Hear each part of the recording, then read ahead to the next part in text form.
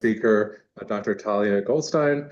Dr. Goldstein is an associate professor at George Mason University. She did her undergraduate at Cornell, her PhD work at Boston College, and her postdoc at Yale. So her research focuses on the impact of arts engagement on child development, including play and theater and drama. She's written a popular book on the topic on the value of drama education. She's published numerous articles in leading journals. She's funded from several funding agencies, including NSF, NEA, and Templeton, among others. She's a fellow of the American Psychological Association, editor of the other great creativity research journal, Psychology of Aesthetics, Creativity, and the Arts, for 8 years. Co-director of the National Endowment of the Arts Research Lab for 8 years as well. And some recent breaking news that she received a research award from the International Thespian Society. Yeah, round of applause for that. So I've known Thalia since I've been in graduate school, and it's a real pleasure to have her here with us today. So please join me in welcoming Dr. Thalia Goldstein.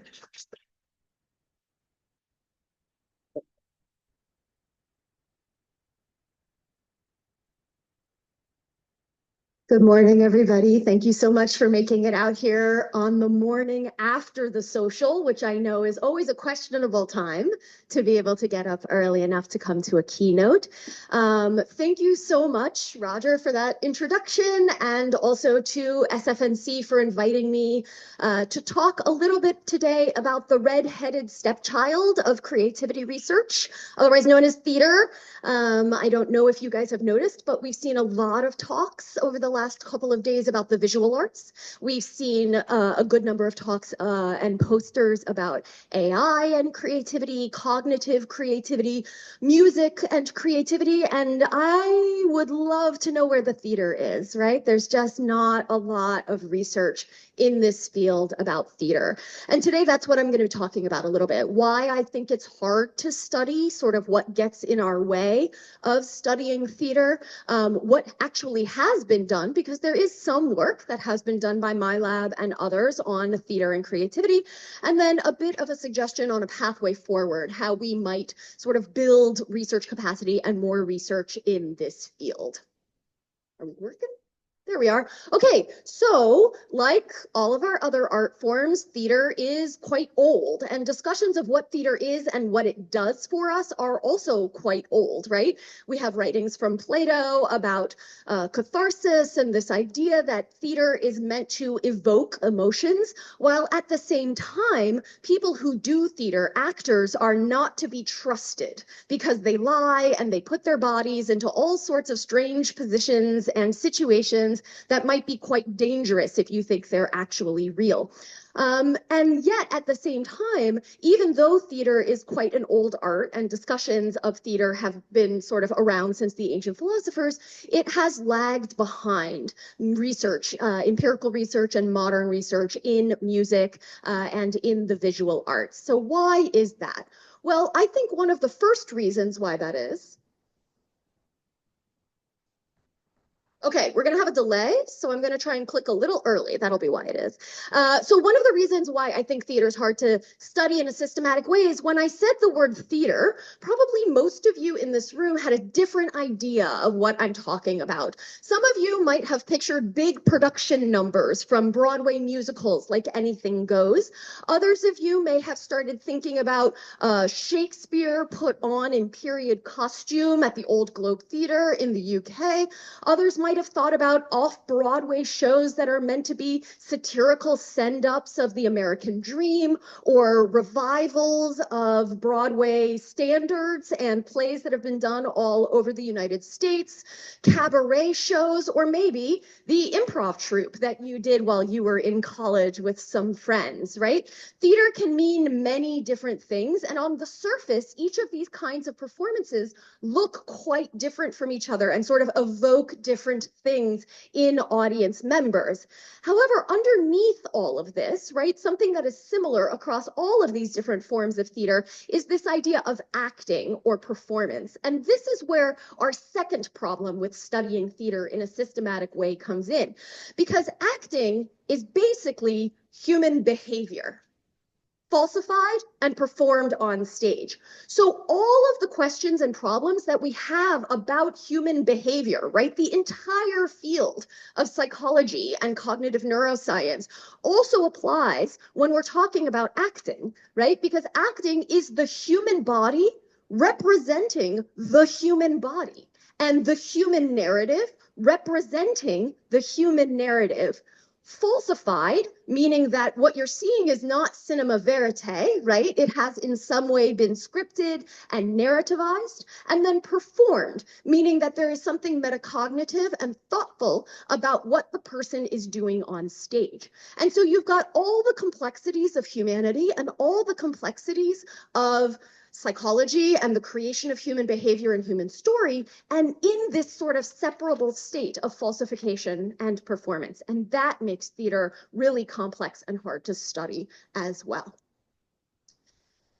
So let's imagine for a second that you are Cynthia Erivo, and you have been cast as the Wicked Witch of the West in Wicked, either on Broadway, doing it 8 times a week, or on a national tour, doing it up to 10 times a week, or in the movie with a huge budget behind you.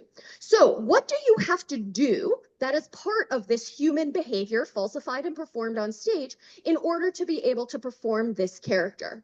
Well, first you have to have memory, right? You have to be able to remember your lines, know what your lines are. You have to be able to say the words as they come up for you. You have to understand narrative. You have to understand where Elphaba begins at the beginning of the show, where she gets to in the middle of the show, and then where she ends up by the end of the show. You have to understand narrative arc.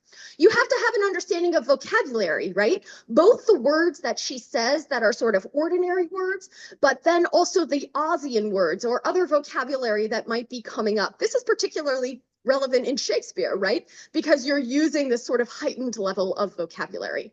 You have to have some sense of imagination, right? What is it to be this person? What does it mean to be in this context?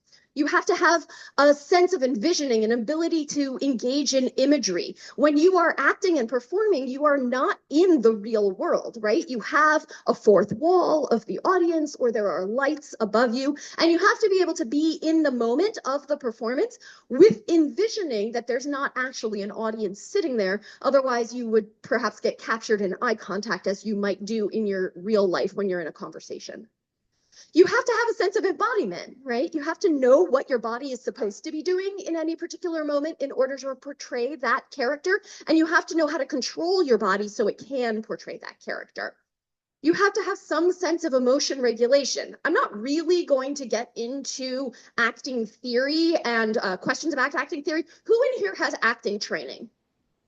Amazing. I cannot believe how many people that is. Please forgive me for the sin I am going to commit here, which is basically that I am talking about Western-based European trajectory, Stanislavski group theater, realistic acting, right? I'm not really going to be talking today about devised theater. I'm not going to be talking about theater of the oppressed. I'm not going to be talking about drama therapy. The acting that I'm going to be talking about from a psychological perspective is based in this idea of the sort of like classical European and Russian model that came to the United States in the 1960s, got sort of put out through the group theater, and is the basis of most American acting training today. There's lots of other forms of theater, there's lots of other forms of acting, but as much as there's not research in this kind of theater, there's definitely not research into those other kinds of theaters from this sort of empirical and psychological perspective. What I'm not going to do, though, is get into the argument about whether or not you actually need to feel the emotions of your character in order to portray them. But I will say that emotion regulation is a critical component of this, because regardless of whether or not you're feeling the emotions of your character, you also need to regulate your own emotions just to be able to play a character at all, right? If your boyfriend breaks up with you right before you come on stage, you have to be able to regulate those emotions in order to portray whatever it is you're going to portray at that place. So that's how I'm thinking about emotion regulation here. Cynthia Erivo also has to have some sort of theory of mind or understanding of the beliefs, desires, and intentions of the character, as well as the beliefs, desires, and intentions of the other characters on stage, and of the directors and the producers and the script writers. There has to be some sense of cognitive empathy, so an understanding of the emotions of the character and the emotions of the other people that she's on stage with.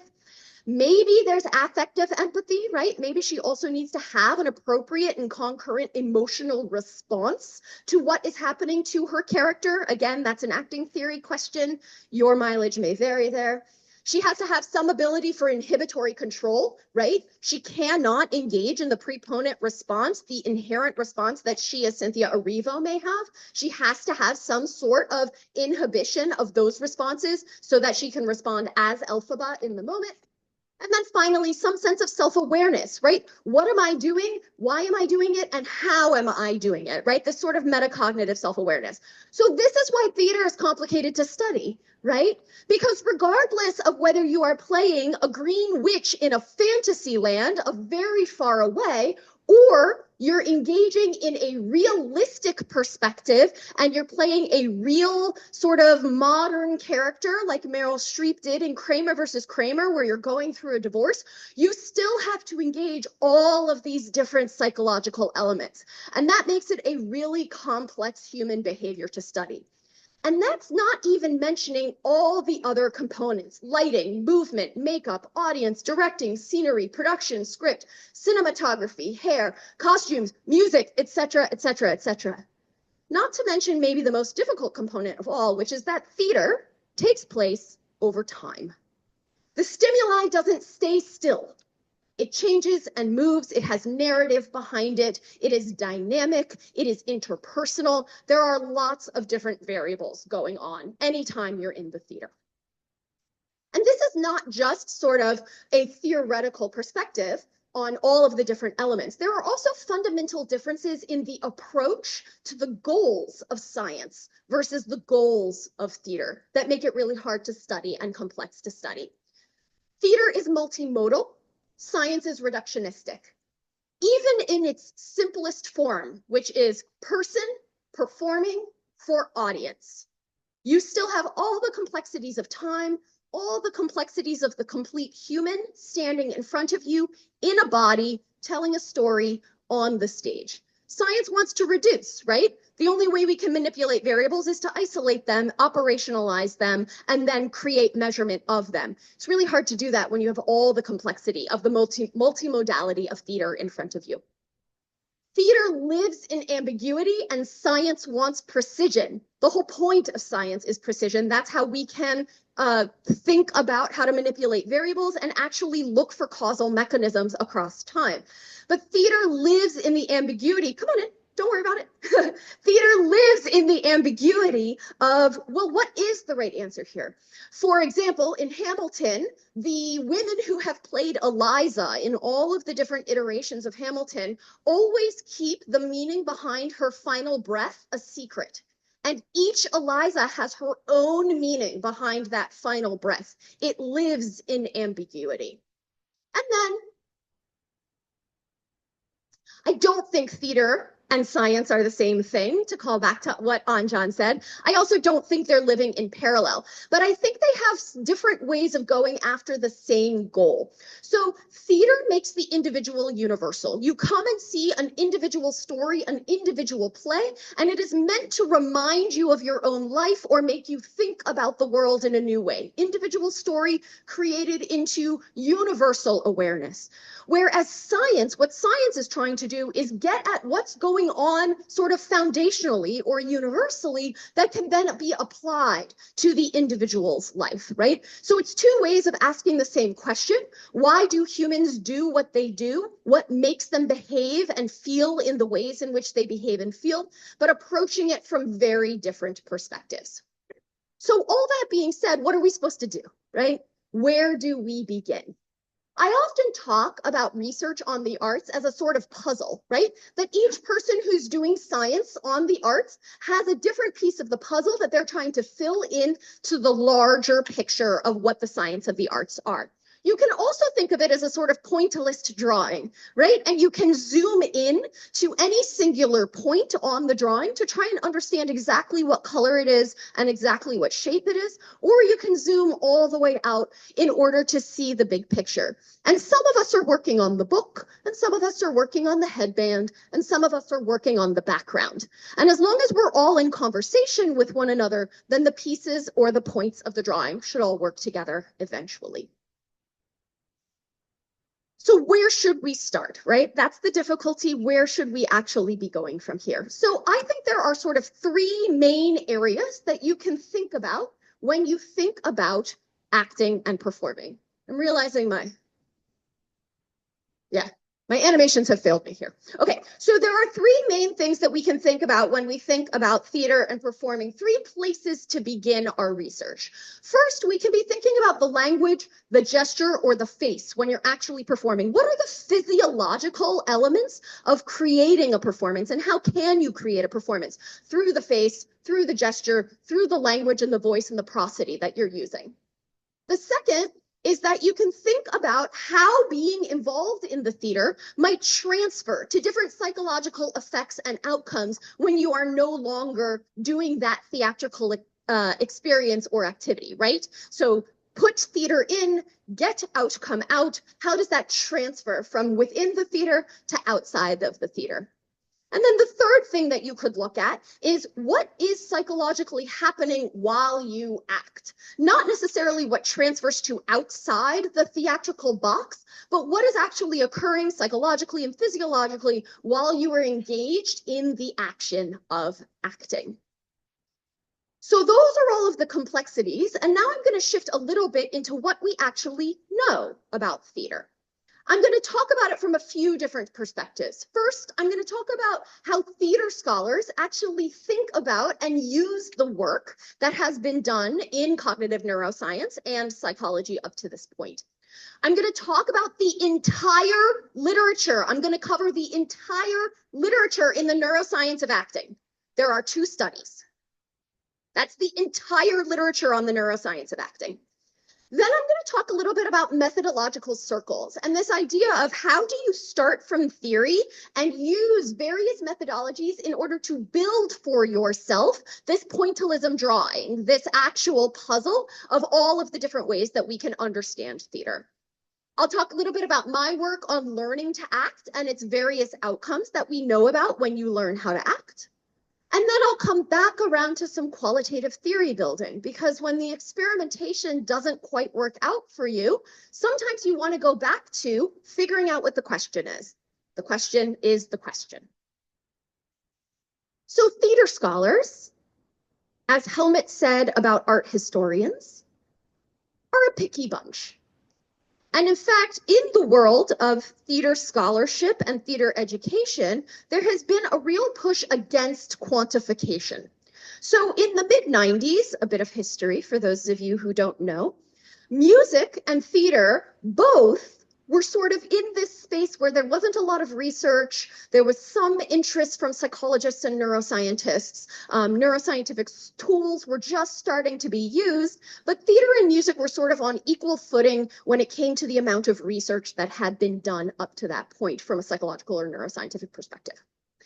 The musicians said, cool, we're really interested in the brain and we're really interested in neuroscience. Let's create a neuroscience of music and let's figure out what's happening with rhythm and tempo and melody and all of these other things.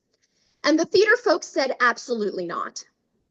There was actually a vote at a meeting of theater scholars in the mid-90s where they specifically voted to reject the quantification of their field and to not allow for empirical research to be published in the main theater scholarship journals. And we still see the reverberations of that today from the theatrical perspective.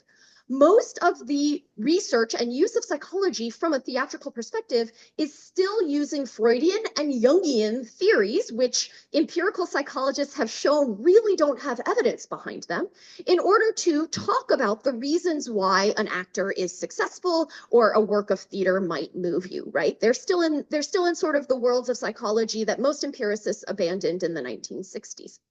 There is, however, a smaller group called the Cognitive Futures Group that embraces cognitive psychology and neuroscience as a basis for the work that they're doing. So scholars like Richard Kemp, Rhonda Blair, John Lutterbly, and Bruce McConaughey have taken the work of neuroscientists and psychological scientists and applied it back to their theories of acting and their theories of audience participation. However, there's an issue with this, and I have these conversations with them all the time, which is that it's really hard to keep up with the scientific literature. And our understanding of the body and the brain, our understanding of psychological motivations and behaviors has shifted rapidly over the last 30, 40, 50 years. Our understanding of what the brain actually does, predictive validity, neural substrates versus modular thinking, right? All of that has shifted rapidly. And it's really hard if you're not a neuroscientist and your job isn't to be a professor of psychology. It's hard to keep up with that literature. So unfortunately, what often happens from the theatrical perspective is they get caught on one idea, like conceptual blending or mirror neurons. And then they do a lot of work around mirror neurons. But unfortunately, the field of cognitive neuroscience has kind of moved on from mirror neurons. So this is where true collaboration starts to become a little bit difficult, right? And where sort of coming up with semantic knowledge and words that match between different fields is particularly important. So, what has the neuroscience actually said about acting? So, I'm going to present 50% of the literature right now. So, this is 50% of the literature on the neuroscience of acting. Stephen Brown did this wonderful study where he and his colleagues had 15 theater majors, so not professional actors, but theater majors who were familiar with the play Romeo and Juliet. And what he did was he put them in an fMRI machine and asked them personal questions. Would you tell your parents you're in love? What are you hoping for the future? And then he had them answer, except they either responded as themselves or they responded as either Romeo or Juliet from sort of whatever gender they would like to respond as. They were allowed to spend as much time as they wanted doing preparatory work. So they could sort of work in dialogue, they could do physical exercises, whatever they needed to do to get themselves into the mindset of, I am now portraying Juliet. I am now portraying Romeo as I begin to answer these questions. And what Brown and his colleagues found was that there was reduced activity in both the medial prefrontal cortex and the superior frontal gyrus when they were answering these questions as character compared to when they were answering these questions as self. And what's important here is that these two areas of the brain have been associated with self-related processing, with thinking about the self. And so the conclusions that Brown and colleagues came to was that acting involves a suppression of the self. Now, importantly, they did not find increased activation across the areas of the brain that are associated with thinking about the other. So the character is not being represented while they're portraying it as an other. It is simply being portrayed as not self. Tantalizing evidence here. The other half of the neuroscientific literature on acting is this wonderful study done by Doanica Greaves, colleagues out of Antonia Hamilton's lab, in which they had 6 student actors who were in rehearsal for Midsummer Night's Dream. So these were characters they had been cast in and had already been working with for a while, not just these sort of prototypical characters that most actors know about. And they put them in wearable SNIRs while they were actually engaged in acting, because of course, this is one of the problems about acting. It's like a very physical thing that you're doing, right? You don't lay still in an fMRI machine while you're actually acting. And they engaged in what they call name calling events, which is basically when the person was in character or not in character over the course of the rehearsal process, they called out their real name or a control name that wasn't anybody in the building. So if you guys remember from Psych 101, or you've probably experienced this, there's this thing called the cocktail party effect, right? Which is you can be involved in a conversation and there can be other conversations happening elsewhere in the room. But if somebody says your name, you hear it, right? You can pick your name out of a conversation because it's a very important word to you, your name. Your dog does the same thing, by the way. So basically, it's this question of if the people were really in character and experiencing the character's self, they would have that effect for their character's name and not for their own name. But if they were not sort of integrated in that way and the cocktail party effect still held, they should be responding to their name as well as their character's name. And basically what they found was that people were less responsive to their own name when they were acting compared to when they were not acting. So specifically, they called this the suppression of self effect in channel 6 of the SNIRs, which is the left dorsolateral prefrontal cortex. And then also importantly, they found really high synchronicity across the actors who were in scene with each other. So much like previous research has shown, high synchronicity between doctors and patients, therapists and patients, romantic couples having conversations, actors who were in character interacting with each other in scene were literally on the same wavelength, right? Their brains sort of synced up across the FNIRS channels. Cool. So now we know about self-awareness a little bit across 21 actors in 2 studies, right? So there seems to be this suppression of self-awareness and this suppression of the self when you are actually acting. What about everything else? If you're interested in narrative, memory, or vocabulary, I have some wonderful authors for you to read. The Noyces, Helga and Tony Noyce, over the course of the 90s and early 2000s, did a whole series of studies on actor memory and how we can use the techniques of actors to help older individuals who are suffering from memory loss gain better memory. They wrote a book on the cognitive functioning of actors that's specifically focused on memory. So if you're interested in that or older adults, highly recommended. Angeliki Nikopoulou has done some work on storytelling, story acting, and narrative, particularly in younger kids, but it's a really cool way of conceptualizing and framing narrative understanding in children. And then Greenfader and Brulette have done some work on vocabulary. And in fact, this is the strongest causal work that we have in drama and theater. This idea that because drama involves learning words, when you are involved in lots of drama, your vocabulary goes up. And this is true both for native English speakers and for English language learners from pre-K all the way through high school. So my work has focused on the rest of these questions, right? All of these other sort of social and emotional things.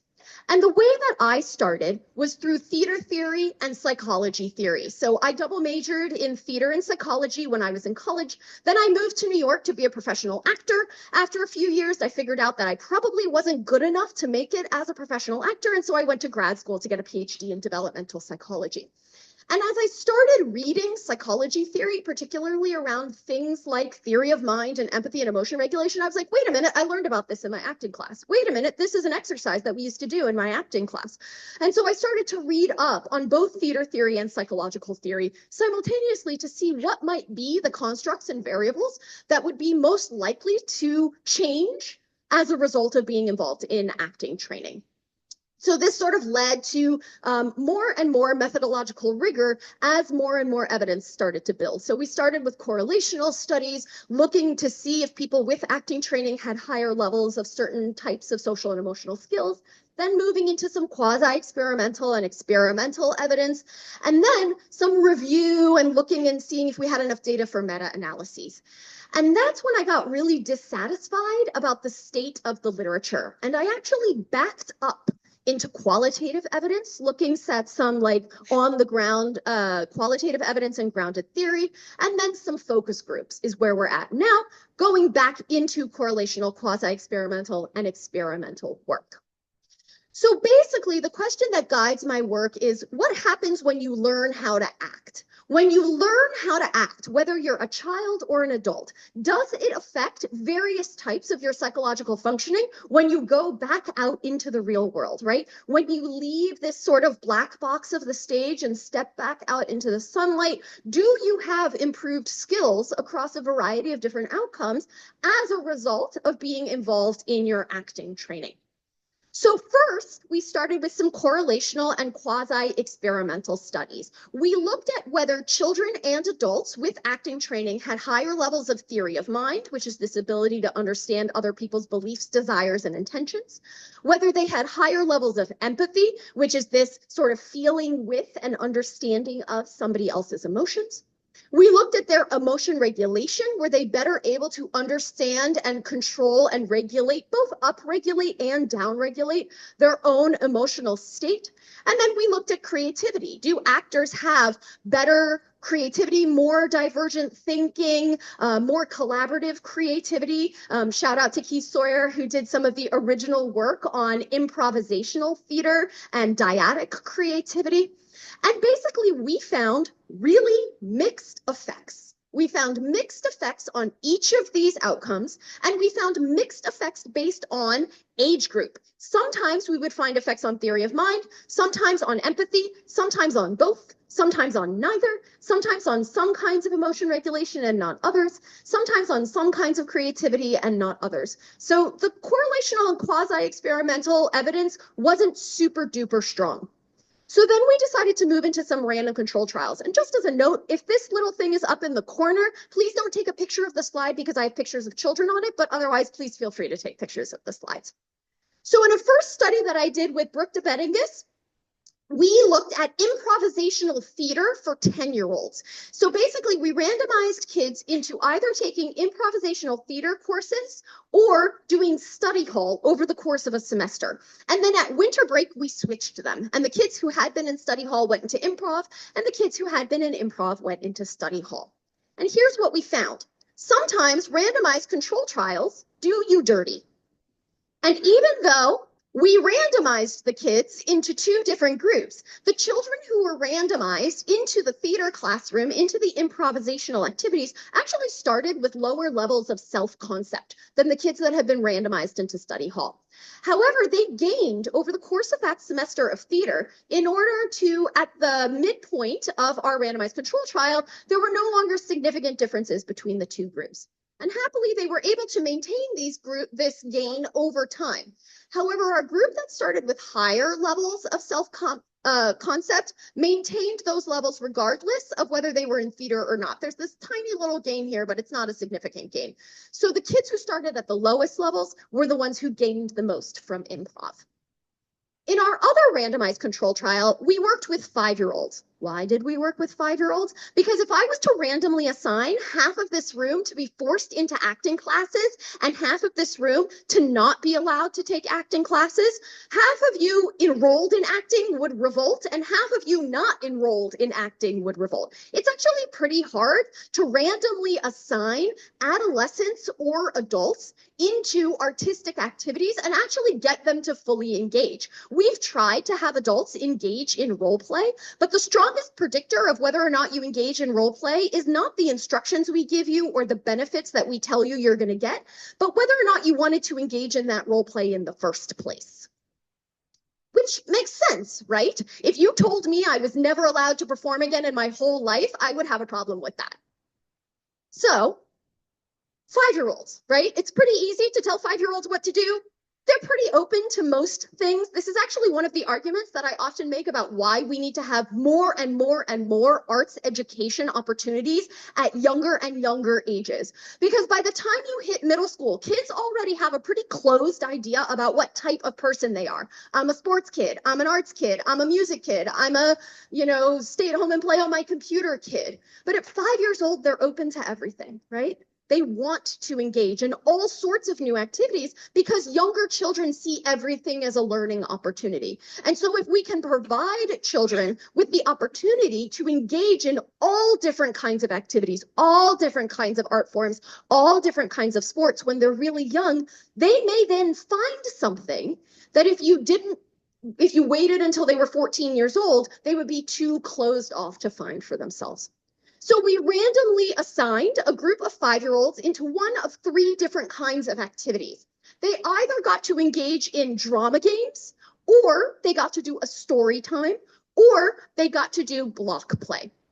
They did 24 sessions over the course of 8 weeks. And here we had double-blind RAs, meaning that the kids who were double-blind RAs, meaning the people who ran the study didn't know about what we were looking for, and the people who were doing the testing didn't know what the intervention was. And what we found was the dramatic pretend play group showed significantly lower levels of personal distress and emotional dysregulation at the end of the 8 weeks of dramatic pretend play compared to the kids who were in story time or block play. We did not, however, find any differences on empathy or theory of mind. So taken all together, we've run a lot of studies on the effects of theater, and we found a lot of different findings. So depending on RCT, quasi-experiment, correlational, depending on what level, high school, elementary school, et cetera, we seem to find different outcomes. So that led me to think, hey, maybe what I need to be doing is standing in the corner of an acting classroom and looking at what's actually happening in acting while it's occurring, rather than just saying theater in, out, come out. And so that started the theatrical thinking project. So going back to qualitative and grounded theory. Luckily, there's already a model for standing in the corner of an arts classroom and looking at what happens. And that model is the studio thinking books. So for anybody in here who's a visual artist and wants to know what are the psychological foundations of art classroom, I highly recommend the studio thinking books. What I wanted to do was go into the theater classroom and figure out what was happening there. So what I did was I went and I measured about 56 hours of acting classes, looking at two things. The first is, how is the time being used? What kinds of activities have what kinds of goals around them? And the second was a discourse study, which was basically what were the acting teachers inviting the students to use as far as mindsets and ways of thinking and ways of problem solving. So what we did was we went into 5 school districts. We were in a private school in a suburban eastern part of the United States. We went to an arts academy where you had to audition to get in, but it didn't matter what your grades were and it was public. We were in an all-girls school that was private and a general education school. We went to a rural district. You'll notice the March of 2020 date on data collection there. We were in a big suburban district, also in March of 2020. We were supposed to collect data for like several months. We collected data for like several days. But altogether, we were in 3 suburban, 1 urban, and 1 rural school, 2 public, 2 private, 1 magnet school for a total of 56 hours, 40 classes of 14 different groups of students, 534 students altogether, and 10 teachers. The hope was if we could find types of activities and types of psychological perspectives that were similar across all of these different classrooms, maybe we found something foundational about what happens when you're learning how to act. So we found 4 different kinds of activities. The first are preparation activities.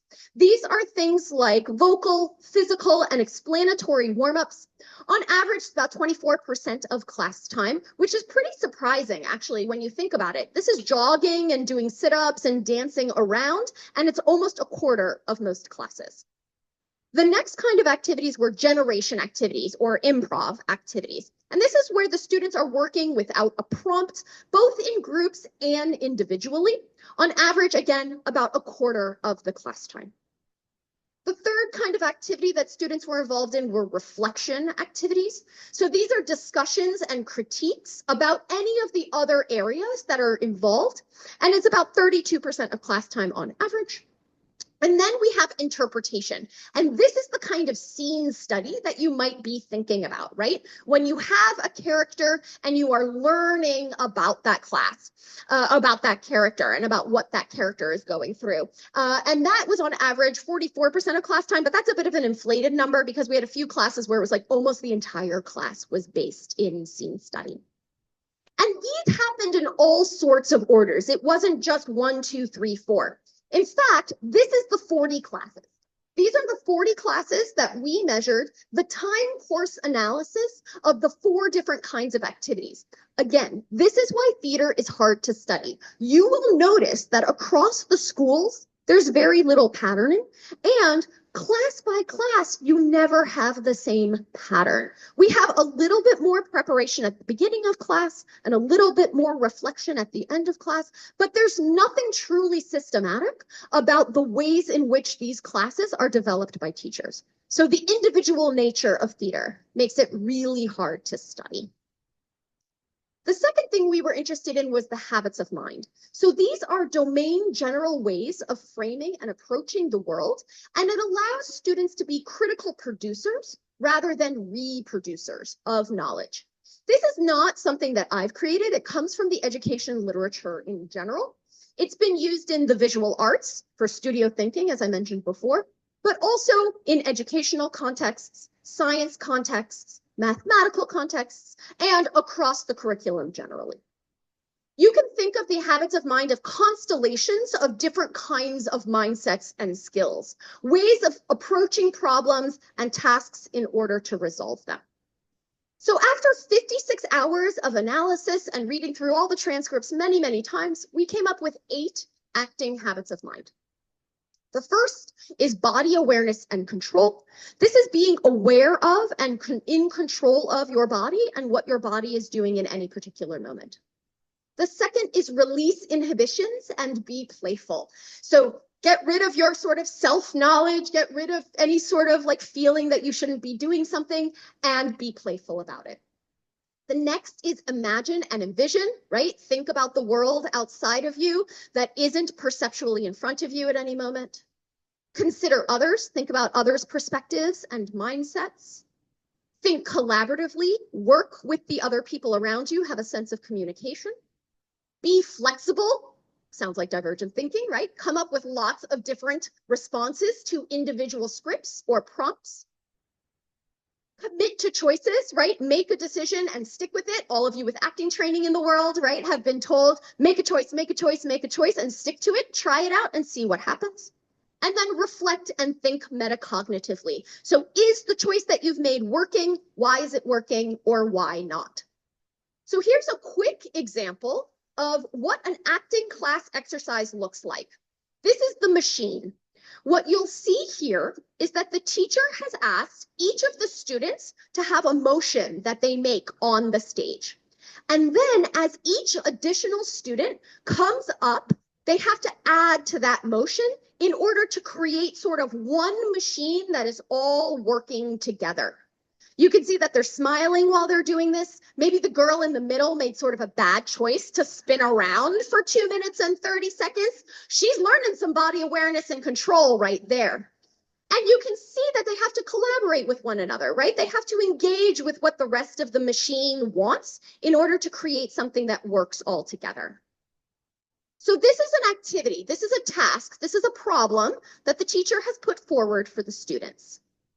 They can approach this problem with body awareness and control. Can I spin around in a circle for the next 2 minutes and 30 seconds? Do I have the body awareness and control to do that?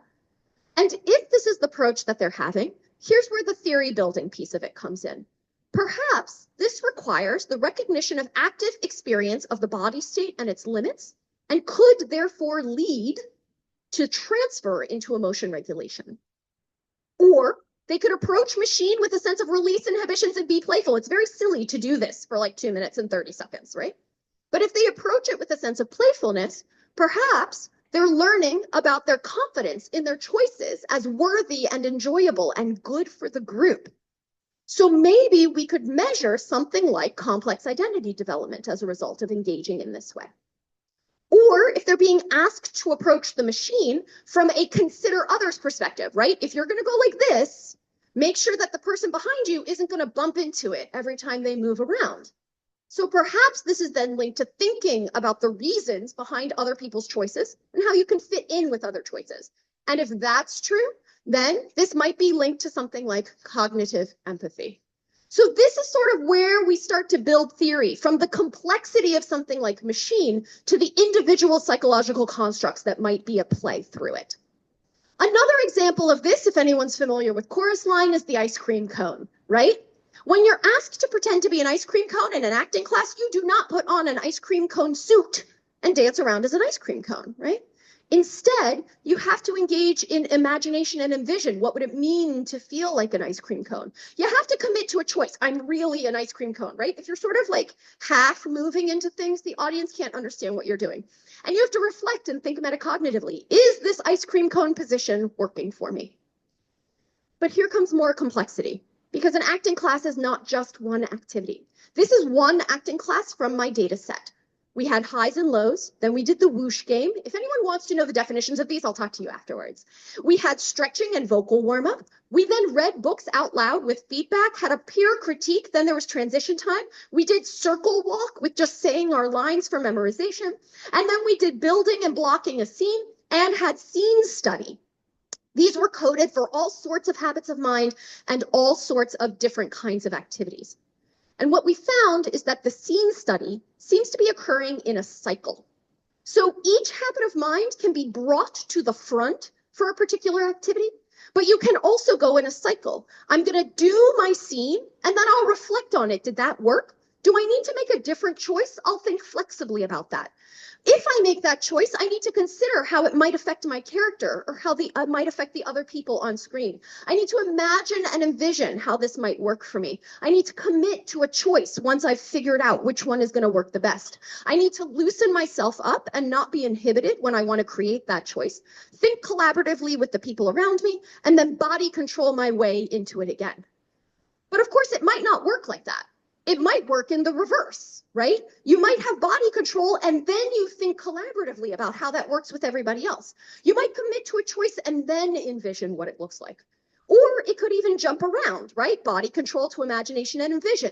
Think flexibly and then you have to release inhibitions. This is really open to testing, right? How do the series of creating actions work on stage? Does everything go back to reflection? Does it all spin around? This is why theater is really hard to study, right? It's dynamic and it occurs over time.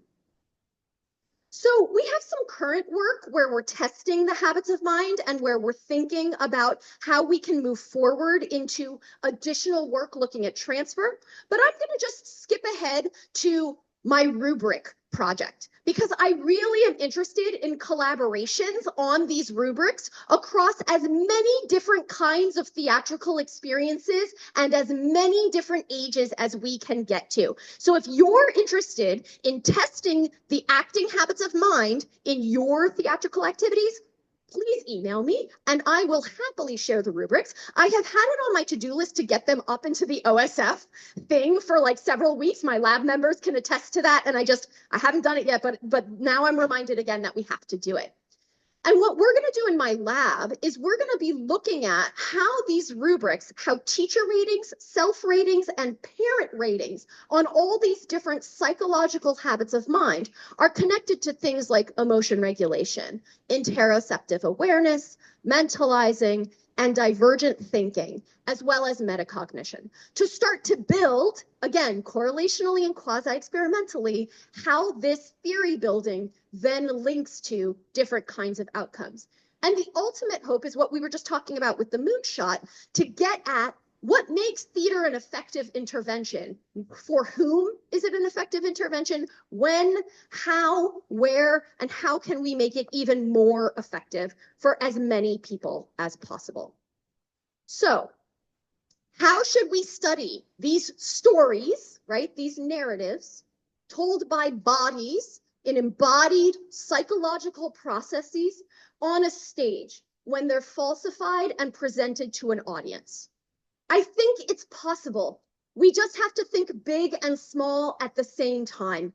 We have to think about components, we have to think about the moment, and we have to think about effects both immediate and lasting. Don't be scared of theater, right? Theater can be studied just like everything else does. We just have to sort of get the engine going on it. So thank you all so much for listening. Thank you to all of my students who helped with this work. Thank you to my amazing student who drew this picture of my lab this semester in the Miss Frizzle way, which I love so much. And thank you all so much for listening. Please be in touch. And if you go to theateredmatters.com, you can get a free poster of the acting habits of mind in any size you want to print out and laminate and put in your wall to your heart's defense, as well as teacher toolkits around different exercises for the acting habits of mind and additional resources. Thank you all so much.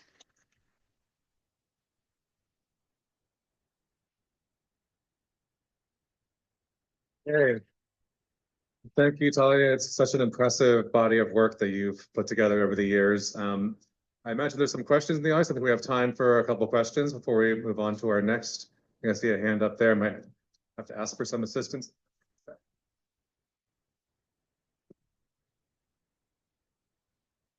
Fabulous presentation. Thank you.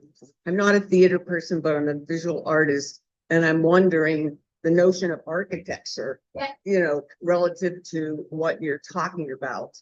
And really up until AI, which I don't know where that factors in, you know, the arts and moving time, or the medium of our time. But in terms of like the visual art and paintings moving off the wall, you know, the projection into real space, you know, I think there's a relationship there, right? But in terms of the architecture of the theater, and you know how actors sometimes come into our space. So that, doesn't that change things too in terms of the context in the public and private space? And one last thing. Yeah. Sorry. In terms of relationship, how does costume as a second skin affect things? I have no answers to any of your questions because no one's done research on this. I have hypotheses though. So there is this idea that in the same way, there's multiple ways to engage with visual art, right? You have sculpture, you have painting, you have 3D art.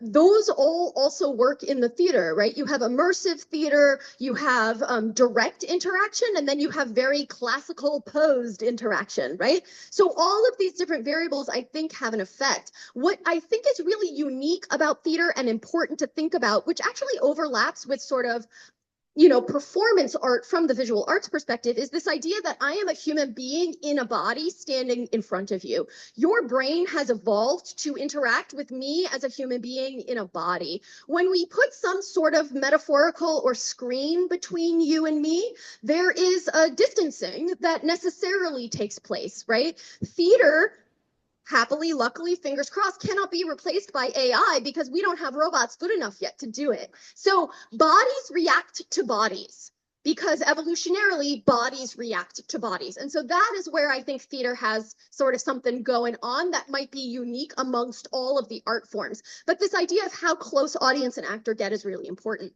For clothing, we know that people are affected by the clothes that they put on. There's a good amount of research, both in fashion, but also some in psychology about, you know, you put on your suit in the morning and you feel more official, right? You feel more ready. You put on your, like, you know, power pumps and you're ready to give your talk in front of the audience. So there has to be something there, in the same way that if I'm putting my body into romantic positions with my co-star, like, am I getting confused about my emotions towards my co-star? There's just not evidence on either side there. It's an open question and a really important one.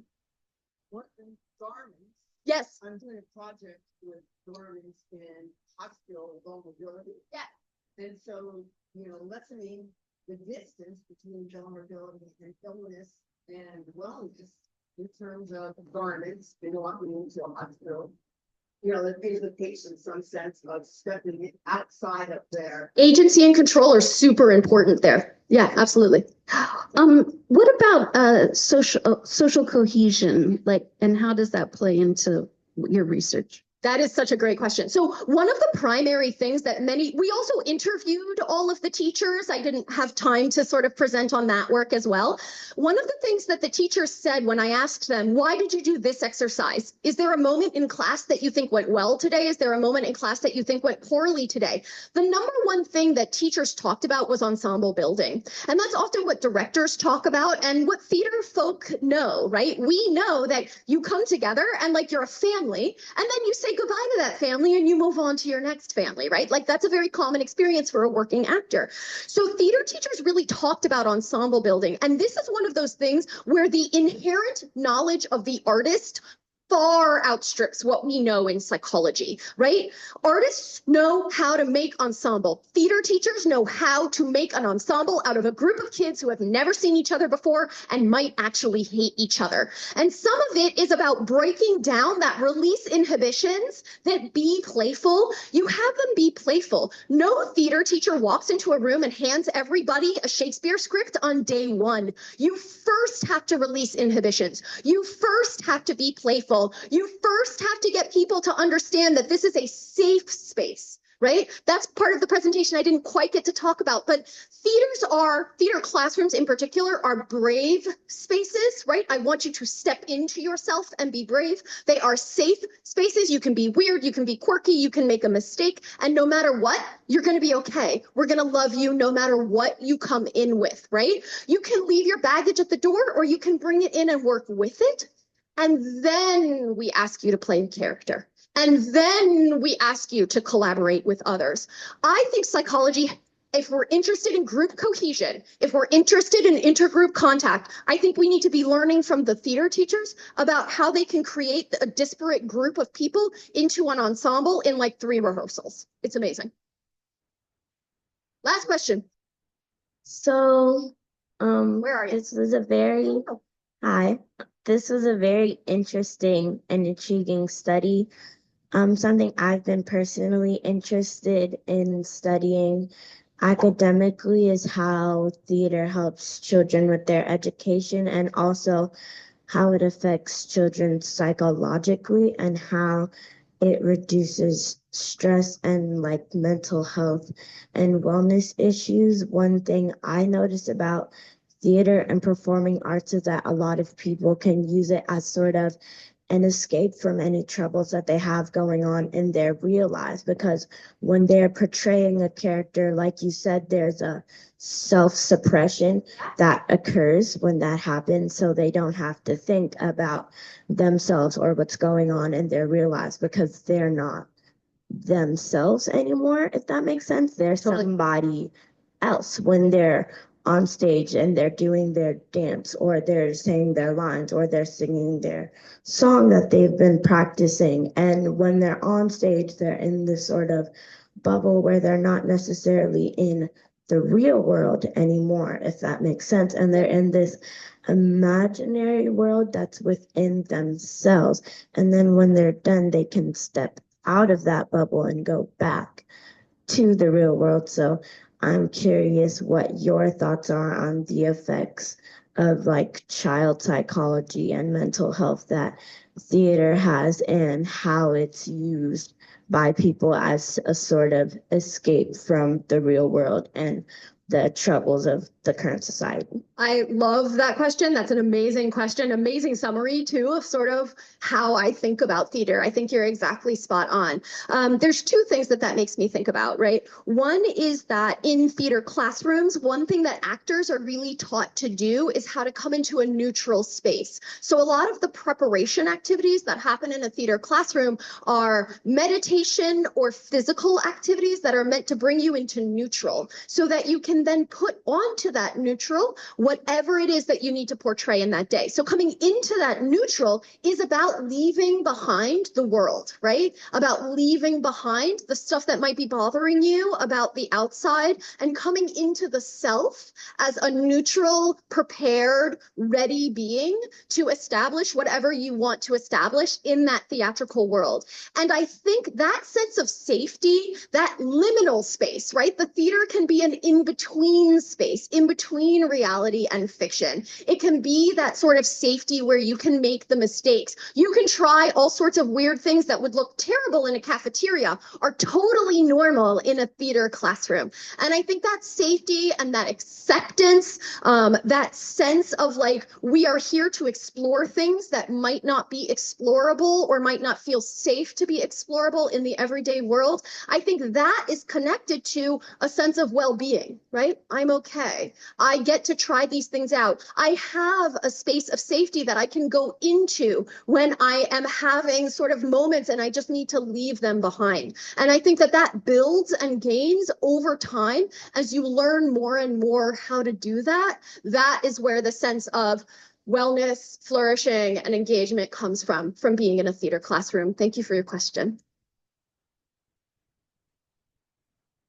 Yeah, yes, thank you for that question. And thank you, Talia, again, for such an amazing, inspiring talk. Talia, we have a little gift for you, which is a signed copy of a book Oh my gosh. by someone we know you are a big fan of.